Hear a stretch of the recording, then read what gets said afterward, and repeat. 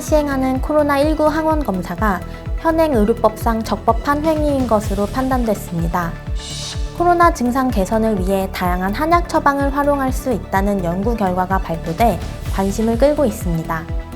지난해 말 대법원 전원 합의체 판결 이후 초음파 진단기기의 임상 활용을 확대하기 위한 한의계의 힘찬 행보가 이어지고 있습니다.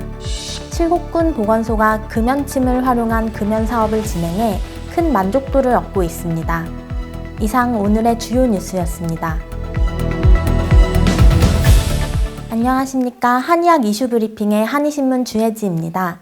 첫 번째 뉴스입니다. 한의사의 코로나19 신속 항원 검사 시행과 관련 의료법 위반이라고 고발당한 사건이 최근 혐의 없음으로 결정됐습니다. 불송치 결정을 내린 서울 강남경찰서는 한의사가 진행하는 의료행위 등에 비춰봐도 이로 인해 보건위생상 위해를 발생시킬 가능성이 크지 않고 여러 정황을 봐도 한의사의 행위가 위법한 것으로 보기 어렵다고 밝혔습니다. 한의협은 이번 고발건에 대해 탄원서 제출 및 한의사의 신속 항원 검사 시행의 정당성, 소송비 전액 지원 등 적극적으로 대처했습니다. 한편 이번 결정에 따라 같은 혐의로 수사를 받고 있는 강서 B 한의원 사건 및 질병관리청장을 상대로 제기한 코로나19 정보관리 시스템 사용 권한 승인 신청 거부 처분 취소 해소에도 직간접적인 영향을 미칠 전망입니다.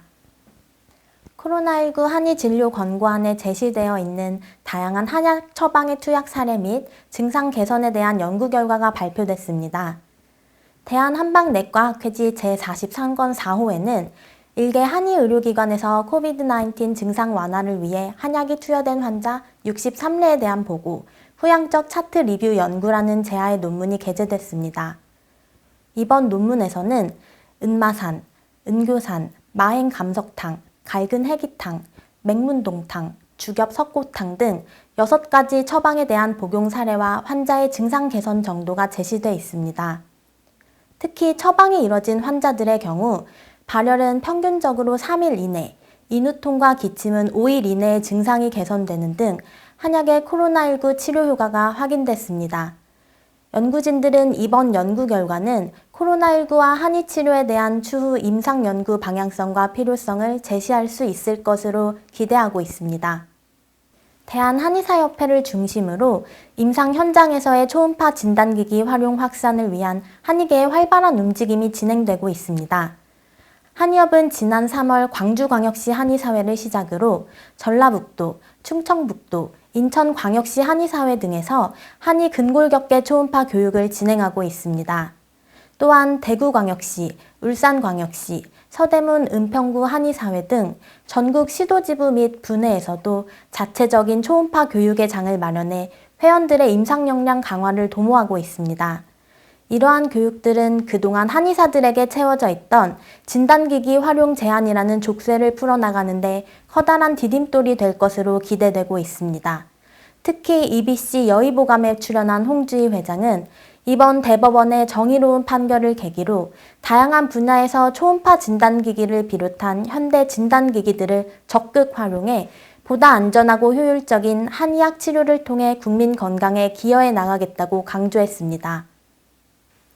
칠곡군이 금연침을 활용한 한의학 건강증진 사업을 통해 금연 실천율 및 금연 효과 상승을 도모하고 있습니다.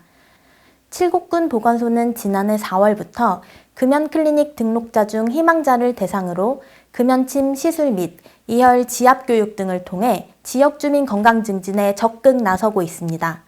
금연침으로 활용하는 이 침은 귀의 일정한 부위에 침을 놓아 흡연 욕구를 줄여주고 니코틴의 금단 현상에서 오는 불안, 초조 등의 증상을 완화시켜 금연에 도움을 주는 요법입니다. 칠곡군 보건소 김서구 공중보건한의사는 금연침 사업은 소규모 예산으로도 지역보건 향상을 통해 한의학적 친밀도를 높일 수 있다며 향후 사업 효과에 대한 근거 마련을 통해 전국적으로도 한의학 금연 사업이 확대됐으면 한다는 바람을 전했습니다. 지금까지 한의학 이슈 브리핑이었습니다. 감사합니다.